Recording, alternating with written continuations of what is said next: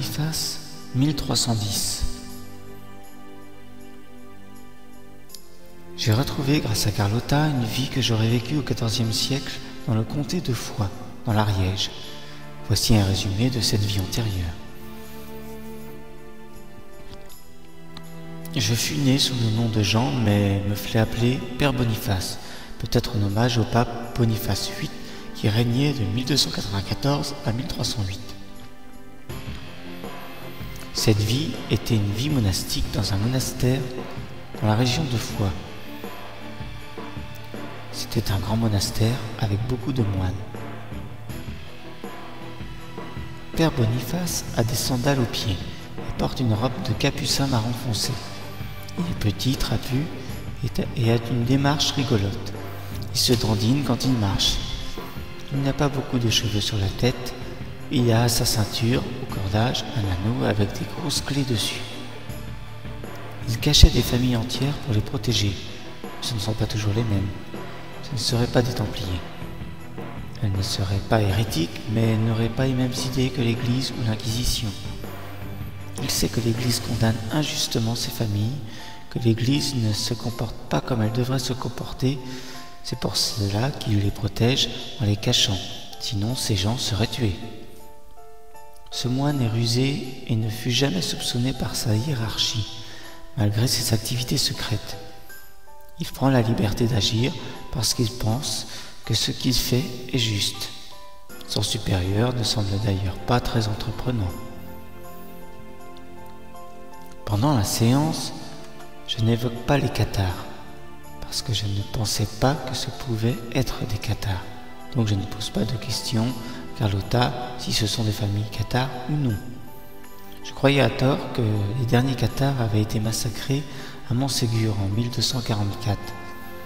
Après cette séance, j'ai fait des recherches et découvert sur internet qu'il y en avait encore eu après 1300 dans le comté de Foix et autour. Il est donc tout à fait possible, voire probable, selon les informations données par Carlotta pendant la séance, que je cachais des familles cathares pour qu'elles échappent à l'Inquisition et au bûcher. Bien que catholique à cette époque, je savais que l'Inquisition agissait de façon injuste et incorrecte. Ce petit père Boniface est mort assez vieux et de façon naturelle. Il fut heureux de sa vie et avait cependant peur du monde extérieur, en dehors de sa vie monastique. Je demande à Carlotta qui est le roi de France à cette époque. Elle dit un certain Charles. Ce doit être donc Charles IV qui a régné de 1322 à 1328. Père Boniface devait être encore vivant à cette époque. Ce que j'aurais appris dans cette vie, d'après Carlotta, c'est qu'il fallait que je sois compréhensif malgré une vie récluse, que j'apprenne à avoir mes propres jugements malgré ce que l'Église m'avait inculqué. Ce que je fis en prenant des libertés par rapport à l'Église parce que cela me semblait juste. Par contre, j'aurais gardé ce côté renfermé. J'avais peur du monde extérieur, ce qui fut le cas dans ma jeunesse actuelle, dans ma vie actuelle. Note. Le 13 juin 2011, lors d'une séance de spiritisme, un esprit se faisant appeler Sabi m'a dit que j'avais été prêtre dans le département 64 ou 09, dans une autre vie. Ce qui semble se confirmer avec cette séance puisque Foix est dans le département 09.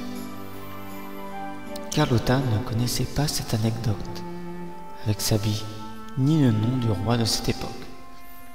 Elle ne savait même pas que Foix était dans l'Ariège et ne savait pas que Boniface était un prénom de l'époque.